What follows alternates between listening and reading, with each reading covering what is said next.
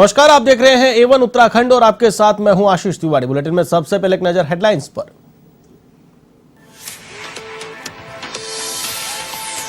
उत्तराखंड के शहीद मेजर विभूति ढोंडियाल को मरणोपरांत शौर्य चक्र सम्मान। पत्नी लेफ्टिनेंट नीतिका कौल और मां ने राष्ट्रपति से ग्रहण किया पुरस्कार। 2019 में हुए सैन्य अभियान में शहीद हुए थे ढोंडियाल।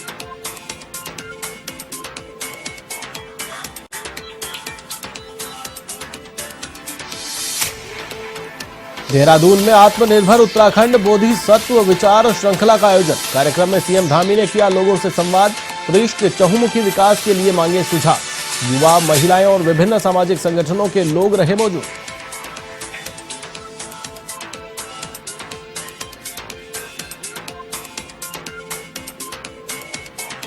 डोईवाला शुगर मिल के पेराई सत्र का हुआ शुभारंभ। पूर्व सीएम त्रिवेंद्र सिंह रावत और गन्ना सचिव रहे मौजूद। तो कार्यक्रम का किसानों ने किया विरोध। गन्ना मूल्य घोषित किए जाने की मांग।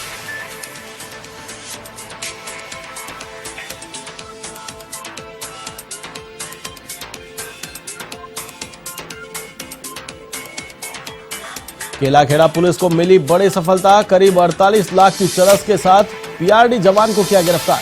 आरोपी के खिलाफ मुकदमा दर्ज कर भेजा जेल।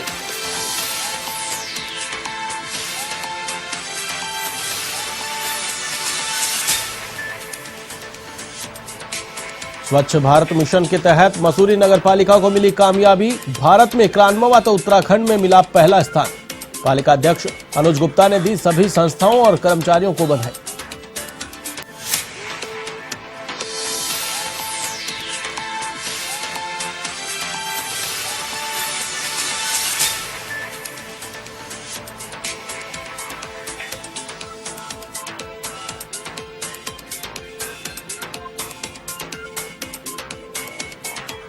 और अब खबरें विस्तार से।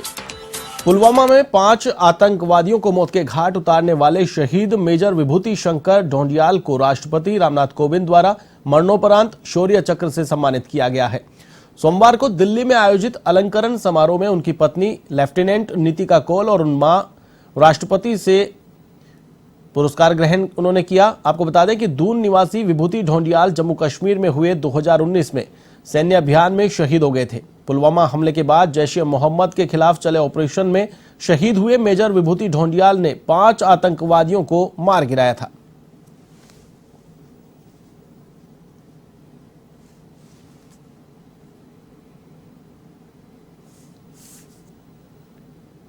मुख्यमंत्री पुष्कर सिंह धामी विचार श्रृंखला जनसंवाद कार्यक्रम का आयोजन कर रहे हैं।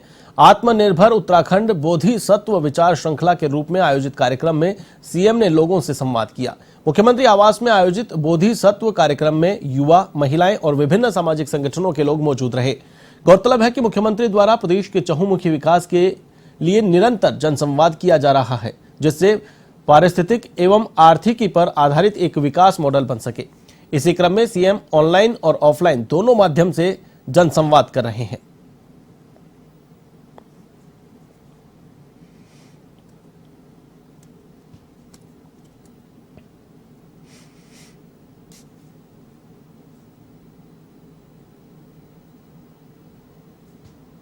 जो ये श्रृंखला प्रारंभ की तो उसमें उनका बहुत बड़ा, एक तरह से मैं कहूं कि मुझे मार्गदर्शन भी था। जब मैंने ये श्रृंखला शुरू करने की बात हुई थी तो उस समय में आपसे बहुत सारे विषयों पर बात हुई।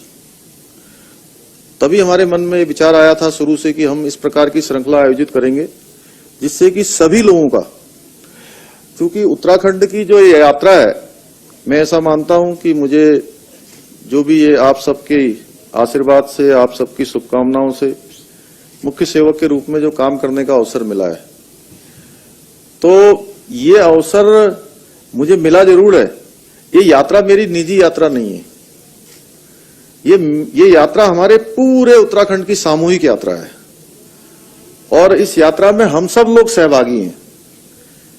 जब सामूहिक यात्रा तभी जो है मंजिल तक पहुंचेगी जब हम सब लोग एक विचार के साथ एक में होकर, हम सबके विचार एक हो, हम सबका मन एक हो, हम सबका काम एक हो, हम सबकी गति एक तरफ को हो, हम सबकी क्या लक्ष्य एक तरफ को हो, बिल्कुल दिशा भी स्पष्ट हो, तभी हम लोग जो है अपने मंजिल तक पहुंचेंगे, अपने लक्ष्य तक पहुंचेंगे।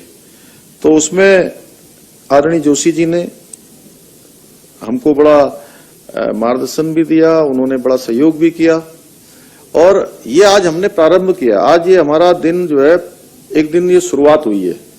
इसमें मैं देख रहा हूं यहां पर मंच पर अभी इसके पूरा संचालन करने वाले हमारे प्रोफेसर पंत, उनको आप जानते ही हैं। समय समय पर हम लोग ऐसी श्रृंखलाएं, क्योंकि मुख्य सेवक के रूप में मैं अब आपके सामने हूं, प्रोफेसर पंत दूसरी भूमिका में है, लेकिन हम लोग ये काम बहुत सालों से करते आ रहे हैं।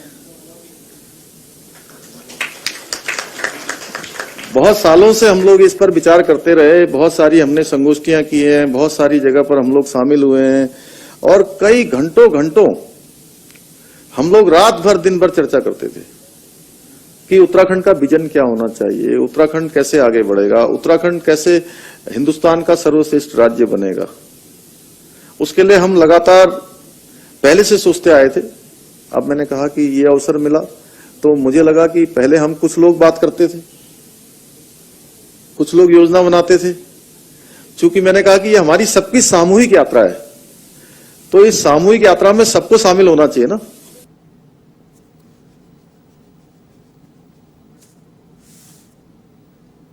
डोईवाला शुगर मिल के पेराई सत्र का शुभारंभ हो गया है, जिसमें मुख्य अतिथि के रूप में पहुंचे डोईवाला विधायक त्रिवेंद्र सिंह रावत और गन्ना सचिव का किसानों ने विरोध किया और गन्ना मूल्य घोषित किए जाने की मांग की। विरोध के दौरान अधिकारियों व मंत्रियों को शुगर मिल के अंदर जाने के लिए कड़ी मशक्कत करना पड़ा, लेकिन विरोध के बीच विधानसभा अध्यक्ष प्रेमचंद अग्रवाल और डोईवाला विधायक त्रिवेंद्र सिंह रावत ने पूजा अर्चना के साथ क्रेन का बटन दबाकर पेराई सत्र का शुभारंभ किया।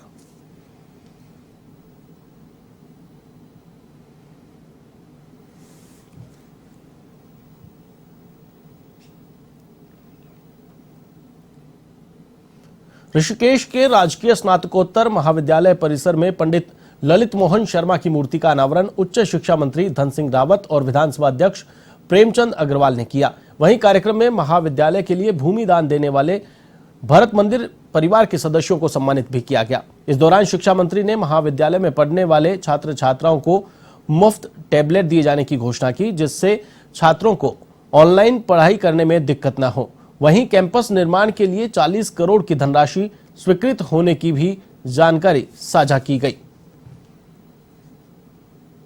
में 72-73 में जब ये ऋषिकेश में महाविद्यालय खोला गया था, उस समय भूमि का अभाव था, तो शुरुआत में ये भरत मंदिर के 4 कमरों में खोला गया था, भरत मंदिर इंटर कॉलेज के। उसके बाद भूमि देने के लिए कोई आगे नहीं आया था, तो पंडित ललित मोहन शर्मा जी ने 49.02 एकड़ भूमि दान में दी थी, जिस पर कि ये महाविद्यालय बना और आगे चल करके धीरे धीरे ये महाविद्यालय ये प्रगति करता रहा। पहले यहाँ विज्ञान संकाय खुला था, विज्ञान संकाय के बाद उत्तराखंड के बाजपुर में वैक्सीनेशन और मतदाता पुनरीक्षण कार्यक्रम के तहत एसडीएम राकेश चंद्र तिवारी ने स्थानीय जनप्रतिनिधियों के साथ बैठक की। इस दौरान उन्होंने जनप्रतिनिधियों से लोगों को जागरूक करने का आह्वान किया। आपको बता दें कि बाजपुर में वैक्सीनेशन का कार्य धीमी गति से चल रहा है, जहां लोग वैक्सीन की दूसरी डोज लगवाने के लिए वैक्सीनेशन सेंटर नहीं पहुंच रहे हैं। वहीं मतदाता पुनरीक्षण कार्यक्रम के चलते लोगों के मतदाता पहचान पत्र बनवाने में सहयोग देने के लिए एसडीएम ने ब्लॉक कार्यालय के स्थानीय प्रतिनिधियों के साथ बैठक की। इस दौरान बैठक में एसडीएम राकेश चंद्र तिवारी ने जनप्रतिनिधियों से लोगों को जागरूक करने का आह्वान किया।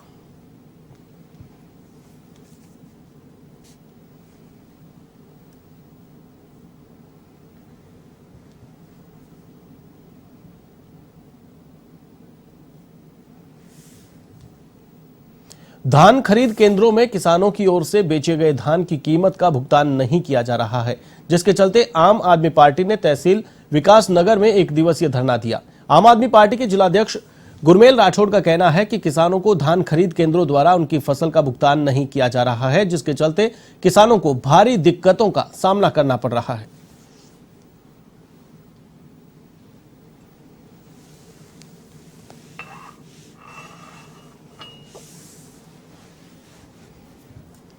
हमारे जो विकास नगर में किसान भाई हैं, उनसे गवर्नमेंट ने, उत्तराखंड सरकार ने धान खरीद लिया और जब धान खरीदा तो हमारे किसान भाइयों से कहा कि हम 5 दिन में आपका भुगतान कर देंगे, लेकिन आज 1 महीना बीत चुका है हमारे किसान को पैसे की ज़रूरत पड़ रही है इस समय गेहूं बुआई के लिए, उसके पास पैसे नहीं है, वो अपने पैसे लेने के लिए सरकारी धान केंद्रों पर जहां पर उसने धान अपना बेचा है लेने जा रहा है तो उसका उत्पीड़न किया जा रहा है, उसके साथ दुर्व्यवहार किया जा रहा है।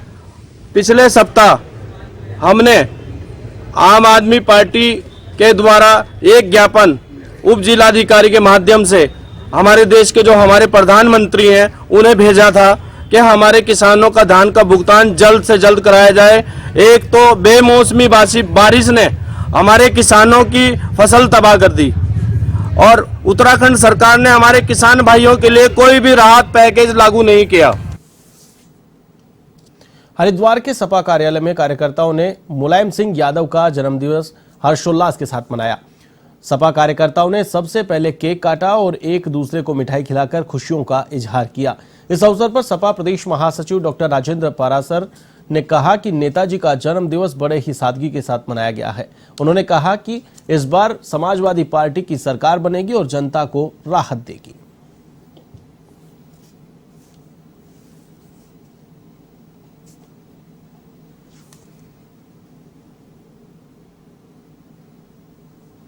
लिए आज नेताजी का जन्म दिवस हम लोगों ने बड़ा सादगीपूर्ण मनाया गया है और नेताजी इस देश में सबसे बड़े किसानों के नेता के रूप में जाने जाते हैं। उनका जो राजनीतिक शुरुआत हुई वो किसान राजनीति से हुई और वो धीरे धीरे चलते चलते वो देश के नेता बने। इस देश के अंदर आजादी के बाद या तो नेता केलाखेड़ा पुलिस को उस वक्त सफलता हाथ लगी जब पुलिस ने मुखबिर की सूचना पर ऑफ ड्यूटी पर चल रहे पीआरडी जवान को 2 किलो चरस के साथ गिरफ्तार कर लिया। पुलिस ने युवक के खिलाफ विभिन्न धाराओं में मुकदमा दर्ज कर उसे न्यायालय भेजा। आपको बता दें कि मुखबिर से सूचना मिली जिस पे एक युवक पहाड़ी क्षेत्र से चरस लेकर आ रहा था। पुलिस ने मुखबिर की सूचना पर चेकिंग अभियान चलाते हुए बैरिया मार्ग पर बाइक सवार युवक को रोककर तलाशी ली। पुलिस द्वारा तलाशी लेने पर उसके पास 2 किलो चरस बरामद की गई। पुलिस की पूछताछ में युवक ने अपना नाम शमशाद खां बताया। वहीं सीओ वंदना वर्मा ने बताया कि पकड़ा गया आरोपी युवक पीआरडी में तैनात है और चरस की अंतर्राष्ट्रीय बाजार में कीमत करीब 48 लाख रुपए बताई जा रही है।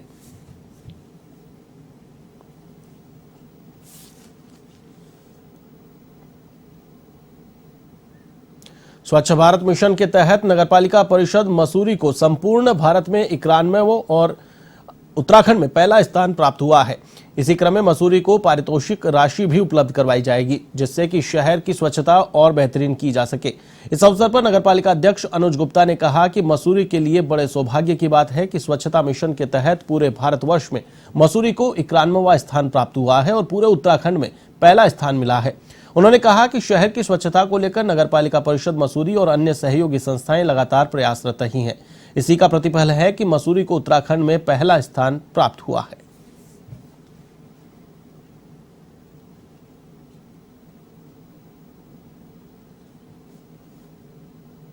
लगातार महंगाई और बेरोजगारी को लेकर अल्मोड़ा में पूर्व विधायक मनोज तिवारी के नेतृत्व में कांग्रेसियों ने रैली निकालकर विरोध जताया। इस दौरान तिवारी ने कहा कि भाजपा के शासनकाल में लगातार गैस पेट्रोल के दाम बढ़े हैं और बेरोजगारी आसमान पर पहुंच गई है।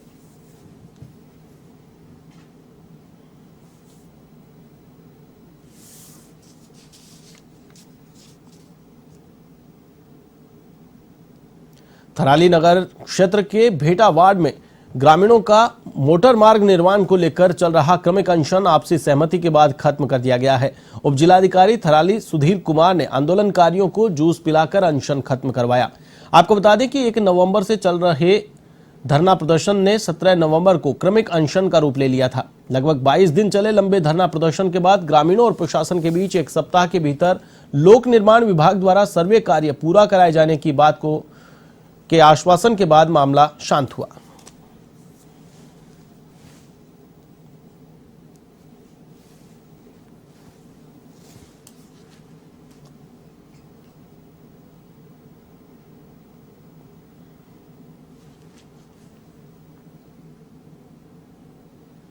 उत्तराखंड के मुख्यमंत्री पुष्कर सिंह धामी ने राज्य में बढ़ते नशे पर चिंता जाहिर की है।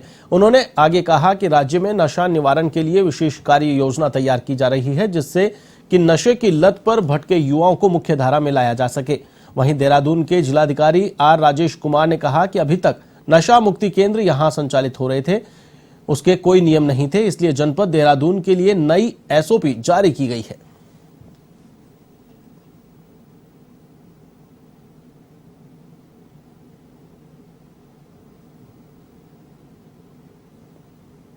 चिंता का विषय है और आज जिस प्रकार से नशे की प्रवृत्ति बढ़ती जा रही है और नशे की लत लग रही है लोगों को, उससे छुटकारा मिले, हमारे जो बच्चे इस दिशा में चले गए हैं उनको भी हम मुख्य धारा में लाएं, उसके लिए एक हम विशेष प्रकार की कार्य योजना पर काम करेंगे। जो संचालित हो रहे हैं, पहले तो इसके कोई रूल्स एंड रेगुलेशंस नहीं थे, कोई गाइडलाइंस नहीं था, इनफैक्ट स्टेट में कोई गाइडलाइंस नहीं था, तो इसके वजह से कुछ लॉ एंड ऑर्डर के प्रॉब्लम्स भी उत्पन्न हो रहे थे लगातार।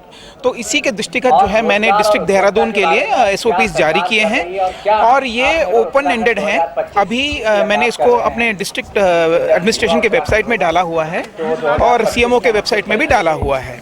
तो जनता का जैसे और सुझाव आएगा इसको हम लोग और इसको ये करेंगे, लेकिन मैं इसको मोटा मोटा बताऊं, अभी जो है कोई भी नशा मुक्ति केंद्र अपने आप को रजिस्टर अगर भारत सरकार के स्वच्छता सर्वेक्षण 2021 का परिणाम घोषित हो चुका है। ऐसे में देहरादून की दून नगर निगम 82 रैंकिंग पाकर राज्य में पहला नगर निगम बन गया है। आपको बता दें कि पिछले साल नगर निगम 124वें स्थान पर था और इस बार बेहतर कार्य करते हुए नगर निगम ने 82वीं रैंक हासिल की है। तो वहीं रुड़की 101, रुद्रपुर 257, हल्द्वानी 281, हरिद्वार 285, काशीपुर को 342वीं रैंक मिली है।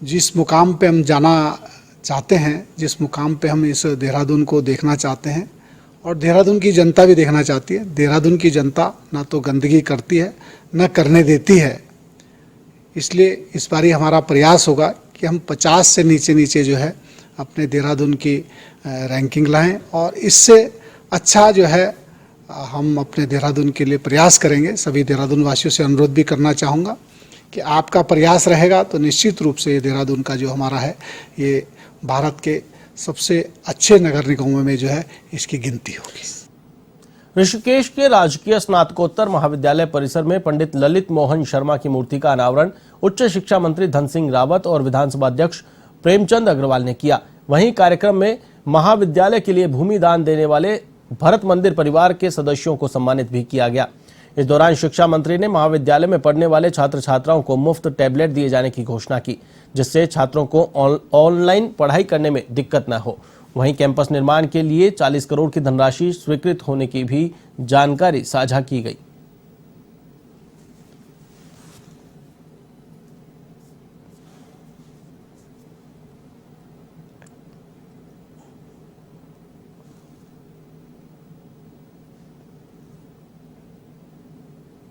इन्होंने 1973 में 72-73 में जब ये ऋषिकेश में महाविद्यालय खोला गया था, उस समय भूमि का अभाव था, तो शुरुआत में ये भरत मंदिर के 4 कमरों में खोला गया था, भरत मंदिर इंटर कॉलेज के।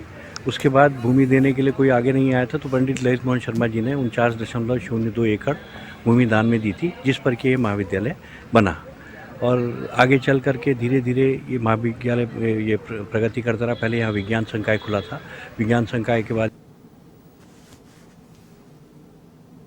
एवं उत्तराखंड में फिलहाल के लिए बस इतना ही। मुझे दीजिए इजाजत। देश और दुनिया की तमाम खबरों के लिए आप देखते रहिए A1 टीवी। नमस्कार।